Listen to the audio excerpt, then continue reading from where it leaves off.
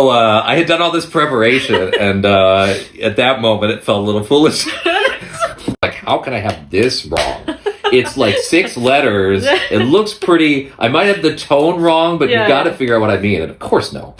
Here, I feel a little more like a badass. You know, I'm like, yeah, I know some Mandarin. We can do this. Hi guys, welcome back to my channel. So today we're not going to talk about any phrases because this is a new series of my channel. I'm going to interview some of my friends who has been living in China for a while. So today I have Todd here who has been living in China for over 12 years? Oh gosh, not quite that long. Almost 9 years now. Yeah. Almost 9 years. Yeah, that's a long time. It feels long. Yeah. When did you come? When did you first come here? I came here 2016. May of 2016. Yeah. So I met Todd back in the 2017, 2016. 2016. You were one of the first people I met. Yeah, because at my work, my boss had recommended we learn Chinese as soon as possible. And I was like, well, get me going on it. And he's like, you need a private tutor and a language person. So I met Todd about 8-9 years ago. 8.5, I think. Yeah. He was my student. Then later we became friends. Yeah. Okay, so today I'm going to ask you a couple of questions about your life here. Since you've been here for, almost 10 years. Almost a decade. Almost a decade. That's crazy. That's a really long time. I did not expect to be here this long when I first came either. So it's a really long time for someone to for you to stay in a different country for that long. Right. So let's start with the first question. Okay. So what brought you here? At the time, I was married and we were looking for just a fresh start on life. We had. We're older. I'm 46 right now, and so when we came here, we were in our late 30s, and we had a house and we had a job and all this stuff. We're pretty well established in the States with our careers, but we were just bored. We wanted to change things up, try something new, and we wanted something drastic. Just basically like pressing the reset button on your life. Yeah. And so what we ended up doing was coming to China through Disney English. Disney English at the time, they're not in business anymore, but at the time, I think starting in 2008 or so. Wow. I think it was 2008. Yeah. Disney came to China and they were, I think, trying to pave the way for their theme parks. Oh, yeah. And trying to introduce people here to the characers and stuff because it's been a little isolated from When was Disneyland built again? In 2016. 2016. That same year. Oh, yeah. Right. Yes. I came at the perfect time. The same year it was built. It was nuts. In Shanghai. Yeah, it opened. In fact, it was one of the first things I did on the job was to go to Shanghai Disney opening. They had a special opening only for the people who worked for Disney. And so because I was working for the company, even though I wasn't working at Disneyland, I was working at one of these training centers that was helping little kids learn English. Still, we all got invited. And so before they opened to the general public, there were a couple days where we could go to the park and experience it for the first time. And I made a YouTube video of that. And when I first got here, I was making a lot of YouTube videos just because I just kind of wanted to share a bit of China with everybody. And that was one of the first YouTube videos I think that was out there naturally of Shanghai Disney out on English media. Do you still have that video? It's still up. And then I went... put a link here. So you guys can check it out if you want. Yeah, check it out. Like within the first... Disneyland in China, people. Within the first 10... I think probably within the first couple weeks, it was up. It got over 70K views. Wow. It was pretty popular first look at the park. Wow. So so I was doing Disney English. I was teaching English here. And we sold our house. We gave our cats away. We just basically uprooted our lives to come here and for a fresh start. Just a fresh start with life. And the reason we kind of were interested in coming over back to Asia in the first place was because decades before that we had been in Japan teaching English. Oh, right. And so I thought, why not just do that again? In China. In China, yeah. I didn't know a thing about China before we came. I mean, I know just what everybody knows about China, which isn't much in the U.S., because I'm from the States. And I'd never been here before. Even when I lived in Japan, I never made it over to China to travel. We saw a lot of other countries, but never... Because his visa was pretty hard then. Yeah, I guess it was. That would have been back in 2001. That was kind of hard. I think. Yeah. Yeah. And even as tourists, we were planning a trip, but then like the Twin Towers thing happened, and like everything got weird with travel, so we canceled those plans and we just like stayed home. Yeah. Like what was your first impression of the city of Beijing? I was pretty overwhelmed when I first came because I was really not prepared. More than anything for the language barrier. Oh, yeah. The language barrier was pretty intense, and I just sort of assumed it might be okay for me to use a few English words or a few English phrases, or I had a book. I mean, this was before I learned to use the apps, and the apps they're much better now even. But like, I didn't know the apps, I just had a guidebook, and I didn't even know pinyin. Wow. Because if you're trying to read pinyin like you think pinyin should be read, you're going to make a lot of mistakes. And so you'll be wrong. Yeah. You'll be totally wrong. So I was like going into a restaurant, I was asking them for a kaidan, you know? Oh, right. Can I have a kaidan? Oh, right, yes. 菜单 menu. Yeah, menu 菜单, but the CAI 菜. Is it 吃 sound? Yeah. And then they're like, whatever. And I would get kind of frustrated because, of course, I know I'm probably wrong. I'm not saying it right. But I'm also like, how can I have this wrong? It's like 6 letters. It looks pretty. I might have the tone wrong, but you got to figure out what I mean. And of course, no. Of course, it doesn't. Of course, they didn't know what I was talking about. It's a different language. It was tough. So like that was difficult. And like even just shopping, buying fruits and vegetables, knowing the numbers. You know, it took us a while to learn the numbers and things. And all that was a bit of a hurdle. And I think that had I gone to, say, Shanghai, I would have had a different experience. Oh, yeah. Shanghai is more, what's the word I'm looking for? International? It's more international, yes. They're a lot more used to it. Like, the English seems to be a lot more widespread there. I have expat friends who tell me they never learn Chinese and they never use Chinese, and they've been living in Shanghai. I mean, you could do that here as well, but it would be a little bit harder than doing that in Shanghai, though. Yeah. Yeah.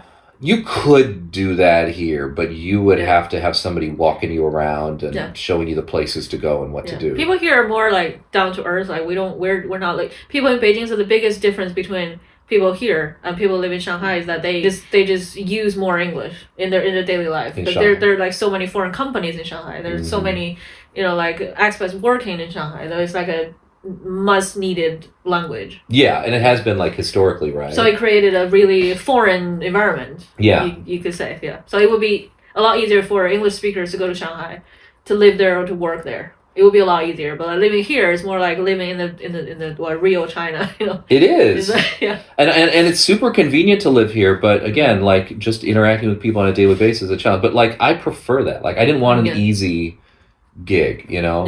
I wanted to be challenged a little bit. I wanted to learn the language enough to the point where I could be comfortable, so that I could kind of leave my bubble every now and then. And I think in Shanghai I would have been very tempted to just kind of stay coast. Yeah. Here I feel a little more like a badass, I'm like, I know some Mandarin, we can do this. I can talk with people. I can communicate with people. But it was a rough, I think it was probably a few months before I finally felt comfortable and I didn't have so much anxiety just leaving and trying to do the simplest things, Yeah.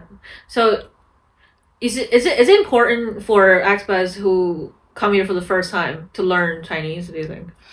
Before you come? No, like just once you come. Yeah, I think so. I really do. I mean, otherwise you're going to be burdening a lot of people. You're going to be asking your coworkers who also speak English, or your Chinese friend who you somehow was introduced to who knows English, to do things for you.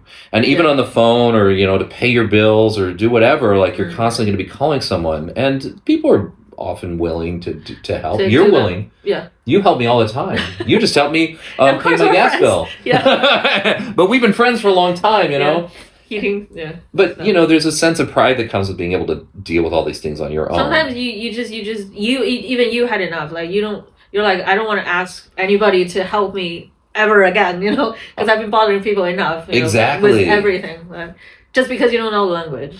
My best experience. One of my best experiences here. 2 of them, right, with the language. One of them was, it was pretty early on. I was still at Disney. Maybe I was like 3 or 4 months in, but I was taking classes with you. Oh, yeah. Twice a week, 2 hours a time, and in person, and it was really great. But boy, it was overload. It was. It is, but it needs to Chinese be. is hard. It is hard. There's a lot to. You got to learn how to say things, and then you got to learn tones, and then you can start learning. And you got to get the tones right. That's one of the hardest part. Yeah. Yeah. But I was coming home late from something, and I called a Didi, which is basically like Uber, and the Uber driver came up, and I knew it was my car, but there was a kind of drunk guy who also was waiting for a car. He thought it was his. He thought it was his, and so he started to walk towards it, and without even thinking about it, what spit out of my mouth is 这是我的. It means this is mine. Yeah. And that was the first time that Chinese came out of my mouth that I hadn't prepared mentally first. Yeah. Language is like that. Yeah. With enough, words that you've learned. Because you always, like, when it comes to languages, it's like you always know more than you think you do. Yeah. Because all of those words that you have learned is already here. It's only the matter of time that when you start using them. Yes. Yeah. You have to, like, practice it. You need to. Yeah. In, like, real life situations. Yeah. And, like, if you're in enough situations where you're using the same word and phrase over and over again, like, perfect example, when you're ordering food, when you're paying for things, like, that's the stuff you will get down first, right? Because you're forced to use it day in and day out, and so it comes to your head really fast. Yeah. It's the other things that you might learn, but because you don't use them often enough, you forget. Yeah. That's where you got to really push yourself and challenge yourself to, like, use it more so that you remember it. Yeah. So that was an amazing time. That was an amazing moment for me. Yeah. And then the second most amazing language moment for me was I didn't want to burden a friend to go to the hospital. Oh, the hospital. Okay. Yeah, I was out and I had sprained my wrist. This is what I learned. Oh yeah, I think I remember that. I was out playing in Chaoyang Park, which is a beautiful, huge park. It's like Central Park in Beijing. I was kicking around a football around with my son, and I slipped because it was a little slippery, and I fell on my wrist. And for a couple days, it didn't feel right. And I finally was like, I think I need to go to the hospital. Yeah. But I did not want to call somebody to go with me. And I said, you know what? I think I'm just going to go and I'm going to figure this out. My Chinese should be good enough. Or I have apps. Both of them in combination are gonna deal with this. Yeah. And so I just looked up the words, and I can't remember them now, but like, for sprained wrist, and I was thinking about how I would describe what happened to the doctor, and so I made sure that I had the vocabulary down for that and whatever. Yeah. And I went to the hospital. Now, going to the hospital in China is not like going to the hospital elsewhere. No, it's not. Because it's these big public hospitals are almost like a factory. Yeah. You go up and you've got to like register, and then you get a card, and then you got to tell them what you want to do, and so then they'll like punch that into the computer, and then you've got to go to Explore in this place, and then it's complicated, but it's also very admirable because it's super efficient. Yeah, it's like they got to get so many people through. They got everything just set up for things. Yeah, there's a room for everything. Go there, go there. Yeah, and then and you see your name up on the wall, and then when it's your turn, you walk in the door. They call you. But then, like, you've got to pay. Yeah. Like, they're going to do an x-ray, but you got to pay for it first, and there are machines for that. Yes. So you take the same card that you had that you registered for, and you got to go to this, you got to know to go to this machine to pay. You got to go to the right machine. That's also, very important. And then, I go to I go and I get my x-ray done. I go through that whole deal, and then I had to pick up my own x-ray. Oh, yeah. And their machines. And there's another machine. It's actually really awesome. It's super awesome. Yes. It's like, it looks like a giant Xerox machine. Yeah. But again, you have to know, now I have to put my card in this here. Yeah. And I've got to wait an hour, and when I come back, they will print out this. Oh, yes. Which then I carry with me, and I go back to the doctor and I show him. So it's this whole deal. Yeah. But without much stress. Mm-hmm. A lot of questions, and occasionally I would have asked somebody, but ultimately I got through that whole thing, and I felt like $1 million. I was like, did you talk to anyone during that? Of course, yeah, I had to. And then I go into the doctor, right, and I sit down and I'm like, and so like I'm going through the whole thing with him in Chinese. Oh, nice. And then he looks at me and goes, in English, your Chinese is pretty good. I was like, oh, thank you. And he's like, I think you need an x-ray. He just... Because one thing I learned, too, is a lot of the doctors can speak decent English because they studied abroad. Because they got the degree. They have to. They have to. Yeah. So I had done all this preparation, and at that moment, it felt a little foolish. But I could do it if I needed to. Yeah. That was after that experience that I was like, you know what? I can go anywhere, do anything here without anxiety. Yeah. Even when I encounter these words, and there are a lot of words I don't know, you know. Yeah. There's a lot of grammar I haven't nailed down. It doesn't matter because I will find a way to express myself with what I know. And I will use this to help we have apps. with what I don't. Yeah. Yeah, it's great. All right, so the next one might be a weird question. Okay, so what is the weirdest or most interesting thing that has happened to you during your time in China?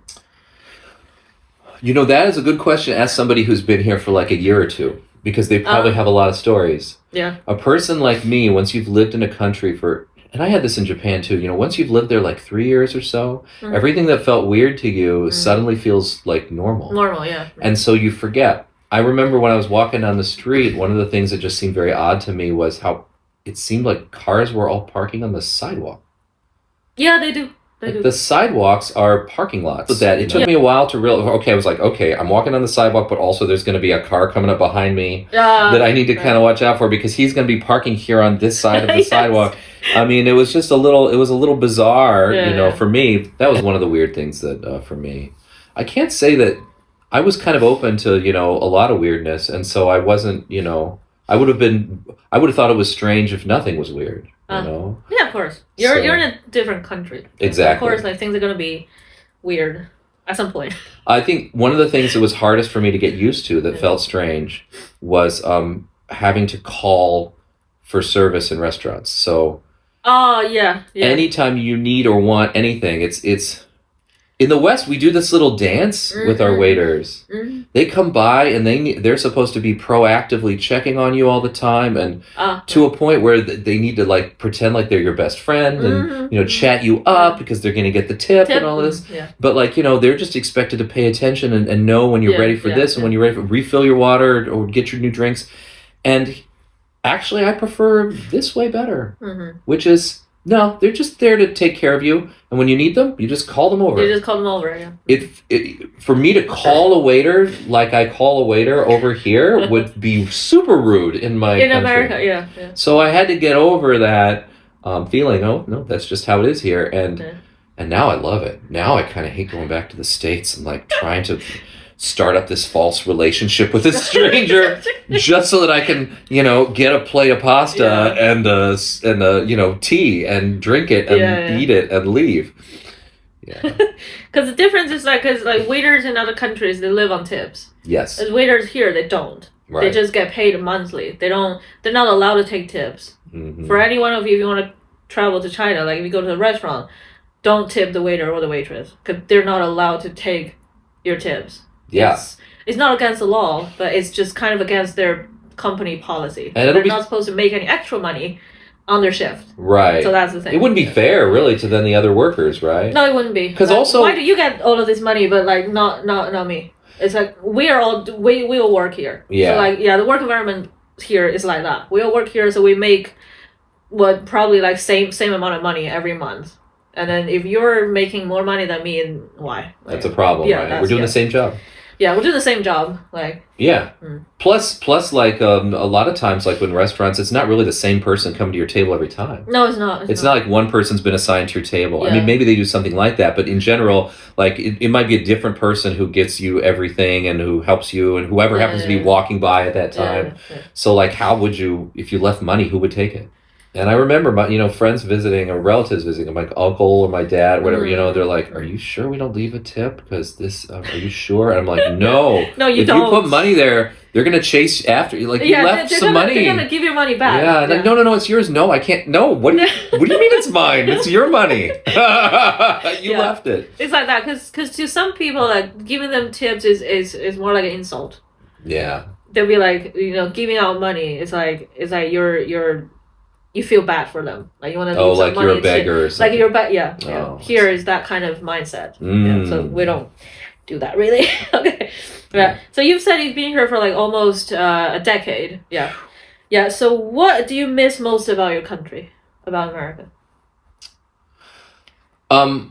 Having been in the business world in both places, running my own business right now here, Several times, thank you. Several times in the States, you know, I went between self-employment and employment, and I've worked at big institutions. I've worked at small startups.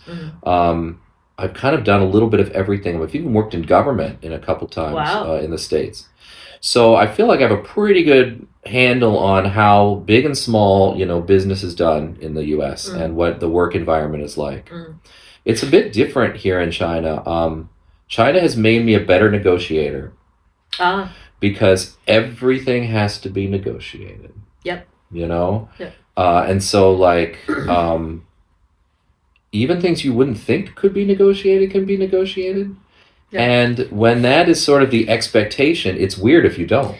And it is weird if you don't, yeah. And you can't go too straight on things. If somebody quotes you a price, they're expecting you to knock it down. So they're quoting you an intentionally higher price, right? So if you immediately take it, they'll be like, oh, cool. Oh, right. Well, that dumb foreigner don't even know how to bargain. Like, exactly. Yeah. And that's true, like, getting an apartment or even just buying something in a store. Like, unless you're in, like, a big box store where the prices unless you're in a supermarket. Or supermarket. Like that, supermarket. That you can't bargain there. No. Everywhere else, like, even if there's a price tag on it, you can bargain. And in the business world, especially when it's not just about price, but it's about deals and how you're going to work together and what your working arrangement is. Like, it is essential to nail down all the specifics because I have learned people will push and push and push me here. Like I've never been pushed before. To the point where I'm like, it feels shameless, you know? Yeah. Sometimes it is. I admire this about Chinese people, I will say. But what I mean when I say that is I mean the environment here. I admire in some ways, the ruthlessness of how everybody is trying very, very hard to squeeze as much as they can. But it's out of each other. Out of each other. Right? And so, like, I mean, that's like almost pure capitalism in a way, you know? It is. It's like the purest capitalism. It makes the U.S. look like very less capitalistic. So that is very hard for me to wrap my mind around and emotionally deal with. Because if you're just not on top of your game and you don't play the game, you can feel like people are just trying to take advantage of you left and right, and it can be quite exhausting having to negotiate everything. Yeah.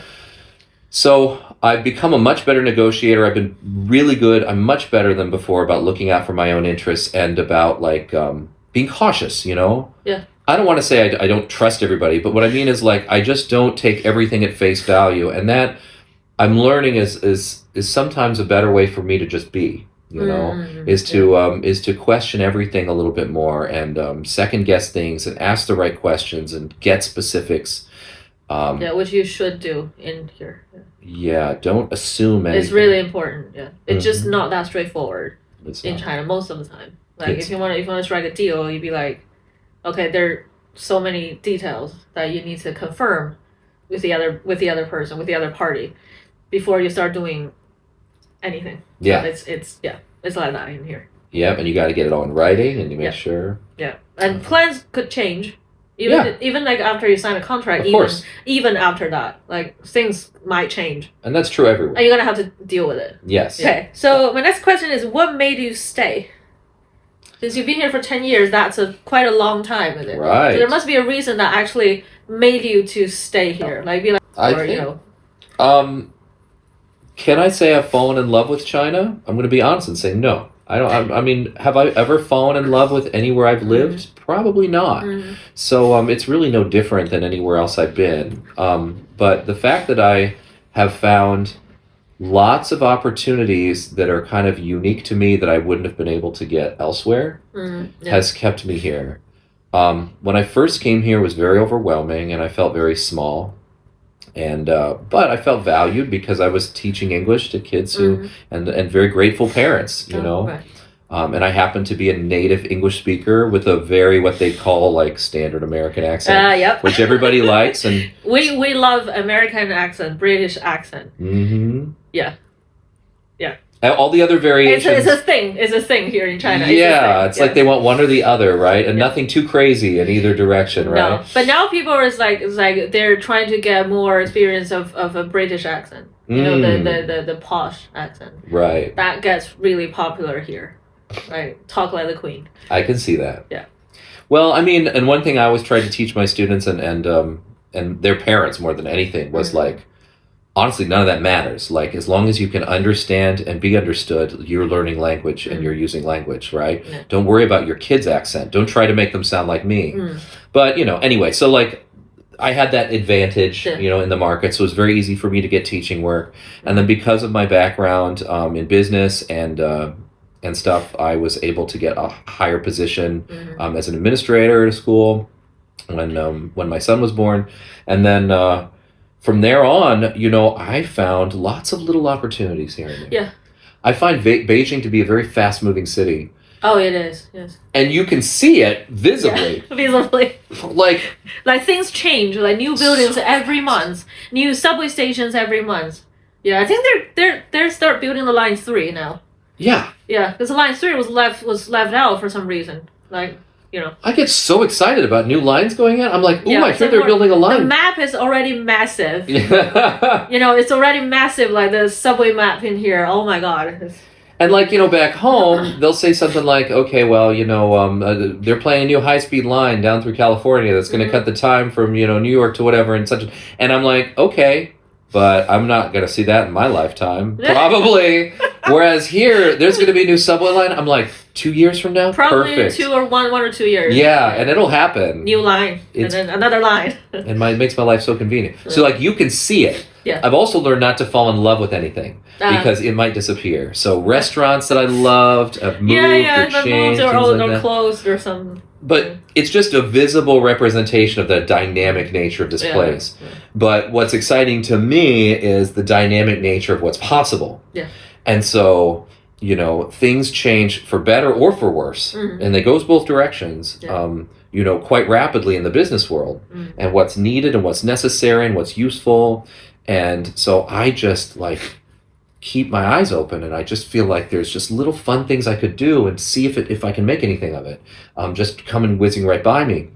And so I found as a foreigner here, as a foreigner with my skill set, my particular skill set and background here, it's been very, very, very great. Right now I'm a freelancer. I have my own I registered a Chinese company. I have one employee. And I do voice work, you know, I do voice work and acting. And these are two things that have always been a part of me, but have always been a hobby. And you guys might see his face on YouTube. There's some of the ads on YouTube that, what was the game again? It's a game that, you know, Cash Frenzy. Yeah, Cash Frenzy. Lots of slots. So Todd might look very similar to you guys. There are like... exercise apps, fitness apps, eating apps, AI apps. Was there a meditation app? Meditation app for like sleeping or something? Yeah. I've seen a lot of his ads on YouTube. Yes. And Facebook. Yeah. It looks familiar. That's why. Yeah, and I never could have. I could have, but it, you know what that would have taken for me to get to that point in the U.S. But here. Again, the unique situation. So many Chinese companies right now are responsible for a lot of the apps that you love. And many of them, their offices are based here, and they find it easier to film their ads for the Western market here. Yeah. And so I am part of a relatively small pool of people with this particular unique skill set who are able to shoot ads with these companies. And so I've been able to find work very quickly and very, very rapidly to the point where I'm like, well, I might as well open a company and, you know, start... Yeah, why not? Yeah. Start your own business. Do it very official, you know? Yeah. And that's important. Like, it's very important to me that everything's kind of official and on the up and up, and I'm paying my taxes and everything's good. And so it just, it all came from just a snowball effect of volunteering to do this and meeting this person and learning about this, and then some agent was like, you know, what if I sent you over here to shoot an ad for this company? Okay, we'll try that.